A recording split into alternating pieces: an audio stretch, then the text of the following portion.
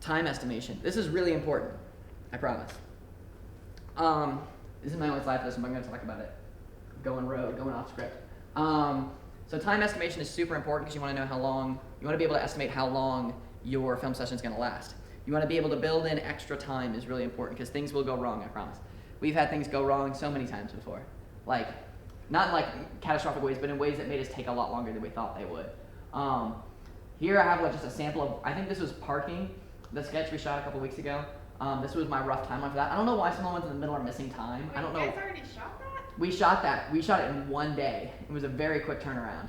It's not done editing yet though. It's gonna take a long time when I started it. Yeah, we shot that. This was my timeline plan for it. It took, I think, 5 hours-ish to film based on this. Well, I don't know why those things in the middle don't have times. I delete them for some reason. Just fill them in your mind. Rough estimate. That's your homework. That's your exercise. You can go fill in how long those things would take.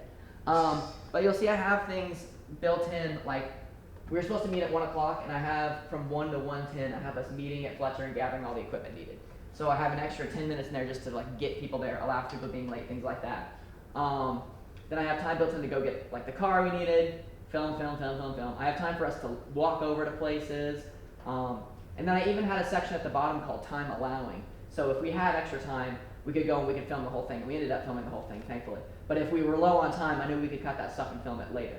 And once again, I based this off of, what's the most optimal solution so I need, the least number of people to come back for a film session.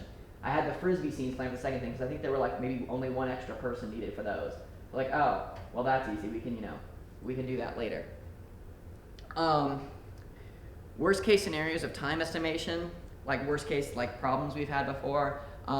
Last week we shot the YOLO lifestyle classroom scenes, and our professor was supposed to get there at what time? He was supposed to get there like 3:30, I think. I think we had the room at 3, and he was supposed to get there at 3:30, but he didn't get there till like after 4. So we were like, oh boy, but we had the room until 8. Like we had way more time than we needed, so luckily we were fine.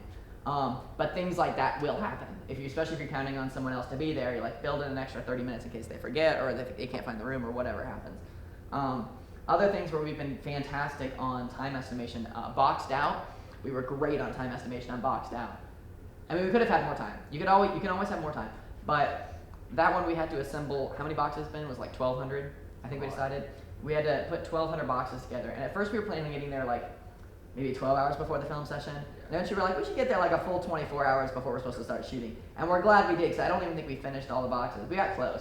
We might have finished them all. I think we did finish them all. We didn't get the boxes to stand up. We had to help set things up after we got there. Not boxes though. Oh. No. We had already deployed all of We had to deploy. That's what took Attempted to forever. build something. It took forever. Watch the BTS. It's a lot of us just setting up boxes for like almost 24 straight hours. Like we didn't sleep because we were like, we need to get this done, and we did. But it took forever. Just a little bit. We slept like 2 hours each, I think, so an hour or 2 hours each. It wasn't a lot. We got a t-shirt out of it. I got a t-shirt out of it. I did, and I'm wearing it right now. How convenient. It all ties together. So yeah, things like that, anything large scale like that, where we're like, oh, we're gonna have 1,200 boxes to set up. How long will that take? You're like, oh, it might take 4 or 5 hours to set up that many boxes with 3 or 4 people going full time. But no, it takes about 24 hours with 3 or 4 people going full time to set up that many boxes. And then to set them up and paint them and do all the stuff we had to do with them, which was a lot of stuff. And then it gets dark and it takes longer because it's nighttime, you can't see as well. So there's a lot of those factors. So you want to always build in as much extra time as you can. Not to like a ridiculous level, but you want to be like very confident that, okay, we can get this done in this amount of time. Usually a standard trick is to, I think, allow 3 times as much time as you think it'll take you. And then that'll account for any like thing going catastrophically wrong. Especially if it like drive somewhere, you want to build an extra time in case there's traffic. Yeah, anything that's like you have to drive to is always fun to like plan for. Be like, oh, what if there's like an accident on the way? If there's an arsonist on the loose, we had that at Boxed Out as well. That delayed us a little bit. Boxed Out was just full of delays. It was fun, I promise, but it was also horrible. A little bit of both going on there. So that's the main stuff about time estimation.